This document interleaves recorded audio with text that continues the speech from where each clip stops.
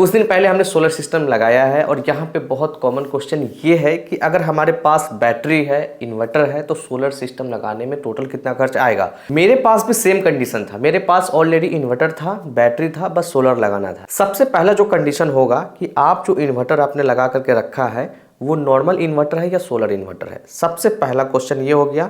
Normal inverter अगर आपके पास में है तो उसमें कंट्रोलर लगेगा। अगर आपके पास में एक सोलर इन्वर्टर है तो उसका VOC चेक करना है कि VOC कितना है। VOC अगर मान लीजिए कि 45 वोल्ट है, 40 वोल्ट है, तो उसमें आप 12 वोल्ट का ही सोलर लगा सकते हैं। 24 वोल्ट का सोलर काम नहीं करेगा।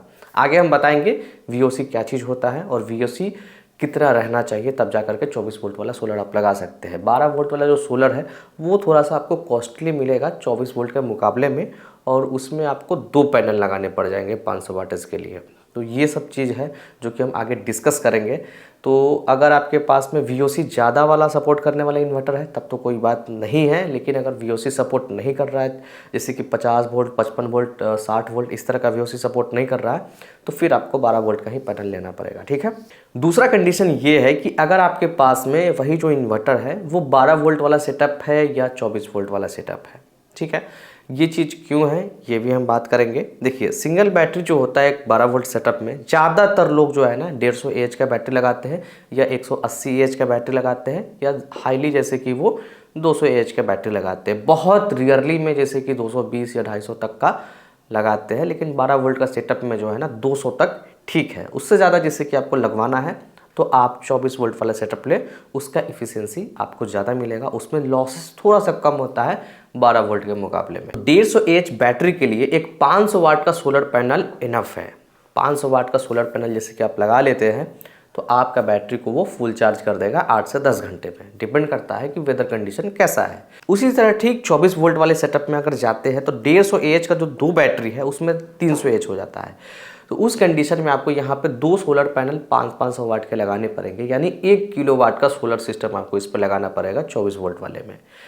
सोलर सिस्टम कभी भी बढ़ा करके लेना चाहिए, इसीलिए 24 वोल्ट वाला सेटअप में जैसे आप जाते हैं तो आपको 590 वाट का सोलर पैनल इजीली देखने के लिए मिल जाएगा। 580 वाट का, 575 वाट का, इस टाइप का सोलर पैनल बहुत इजीली मिल जाता है। तो 590 वाट का सिंगल पैनल जैसे कि आप 150 AH बैटरी चार्ज करने के लिए या 180 AH बैटरी चार्ज करने के लिए, मैक्सिमम 200 AH बैटरी को चार्ज करने के लिए एक 590 वाट का सिंगल पैनल 24 वोल्ट में इनफ है, या 12 वोल्ट में भी आप लगा सकते हैं। लेकिन 24 वोल्ट का पैनल जो है ये फ़ायदा होता है कि वो एक सिंगल पैनल होता है और बाईफेशियल में काफ़ी इजीली मिल जाएगा और प्राइस भी काफ़ी कम होता है, इसलिए 24 वोल्ट का पैनल जो है हर कोई मतलब खरीदना चाहता है। तो अब जैसे कि सोलर की प्राइस की बात करें तो 24 वोल्ट वाले सेटअप में जैसे कि आप जाते हैं तो ये सोलर का प्राइस पहले 12,000 था, लेकिन अभी आपको 10 से लेकर के 11,000 में इजीली देखने के लिए मिल जाएगा। लेकिन अगर आपके पास में एक ऐसा इन्वर्टर है जिसमें जो है कंट्रोलर नहीं है, वो मतलब सोलर इन्वर्टर नहीं है, तो आपको एक कंट्रोलर लेना पड़ेगा, सोलर चार्ज कंट्रोलर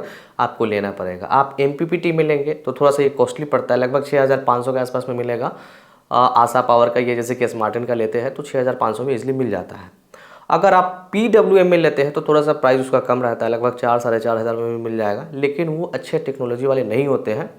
आपको लेना ही है तो MPPT वाले टेक्नोलॉजी के साथ में लीजिएगा, ये थोड़ा सा 30% बूस्ट करके देता है इलेक्ट्रिसिटी जो जनरेट करता है ऊपर से। आप 50 एम्पियर का लेंगे जिसका VOC जो है वो 85 वोल्ट है। देखिए, ये जो कंट्रोलर है स्मार्टन या आशा पावर का 12 वोल्ट और 24 वोल्ट लिखा हुआ है, इसका मतलब ये है कि आप इसे 12 वोल्ट के बैटरी पे भी इस्तेमाल कर सकते हैं, आप इसे 24 वोल्ट का बैटरी पे भी इस्तेमाल कर सकते हैं। सोलर आपका जितना भी बनाए, 85 वोल्ट तक सोलर अगर आपका बनाता है, जैसे कि जिसको VOC कहते हैं, ओपन करेंट कहते हैं, अगर वो 85 वोल्ट तक बनाता है तो 85 वोल्ट पे भी जैसे कि उसको वो एम्पियर में कन्वर्ट करके 12 वोल्ट का बैटरी लगा है तो 12 वोल्ट का ही चार्जिंग के हिसाब से वो करंट को सप्लाई करेगा बैटरी में। उसी तरह से आप 24 वोल्ट का बैटरी जैसे कि आप लगा दिए, यानी 2 बैटरी सीरीज में कनेक्शन करके आपने लगाया है, तो वहाँ पे भी जैसे कि ऊपर से कितना करंट बन रहा है उससे कोई मतलब नहीं है, लेकिन बैटरी को वो 24 वोल्ट के हिसाब से ही जो है ना करंट वो देगा। अब यहाँ पे देखिए, जो सोलर इन्वर्टर होता है और जो एक कंट्रोलर होता है, दोनों में अंतर ये है कि अगर जैसे कि 12 वोल्ट का आपने सेटअप लिया है उसका VOC काफ़ी कम होता है, जैसे कि 40 होगा या मैक्सिमम जैसे कि 45 या 46, 47, 48 इस तरह से होगा। और एक 24 वोल्ट का अच्छा जैसे कि सोलर की बात करेंगे तो उसका VOC 52 होगा। तो मतलब कहने का मतलब ये है कि 12 वोल्ट का अगर आपके पास में सोलर इन्वर्टर है और इसका VOC 45 है, और ऊपर से करंट 52 वोल्ट का आ रहा है तो ये ओवर वोल्टेज माना जाएगा कंट्रोलर के लिए जो इन्वर्टर के अंदर में लगा हुआ है। तो वो हो सकता है कि वो कंट्रोलर ख़राब हो जाए क्योंकि ऊपर से ओवर वोल्टेज आ रहा है। सहने की क्षमता 45 वोल्ट का है लेकिन ऊपर से 52 वोल्ट आ रहा है। तो उस कंडीशन में आप सिर्फ 12 वोल्ट का ही सोलर लगा सकते हैं, उस पर 24 वोल्ट का सोलर आप नहीं लगा सकते हैं, जिसका VOC लगभग 51 से 52 वोल्ट का होता है।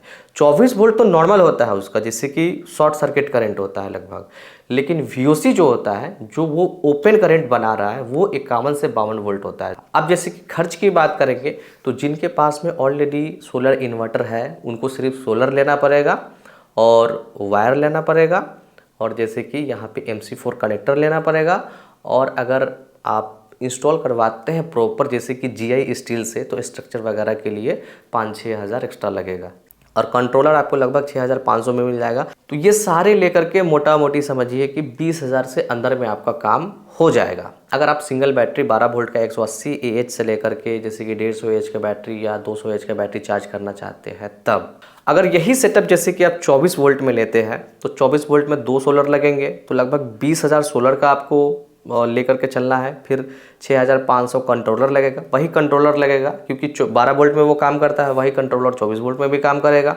वायर की बात करेंगे तो 1500 रुपये, चलिए मोटा मोटी हम वायर का जोड़ लेते हैं, तो लगभग ये आपका 28,000 हो गया। और स्ट्रक्चर इसमें लगाना ही पड़ेगा क्योंकि 2 पैनल है, 2 पैनल को ऐसे ही आप छत पर कहीं पर नहीं छोड़ सकते हैं, और बाईफिशियल है तो नीचे से भी उसको लाइट थोड़ा बहुत मिलना चाहिए। तो स्ट्रक्चर लगभग आपको ये 12,000 का पड़ेगा। अगर आप खुद से लगाते हैं दिमाग वगैरह लगा करके तो आप 3-4 हज़ार का सेव कर सकते हैं, इससे ज़्यादा आप सेव नहीं कर सकते।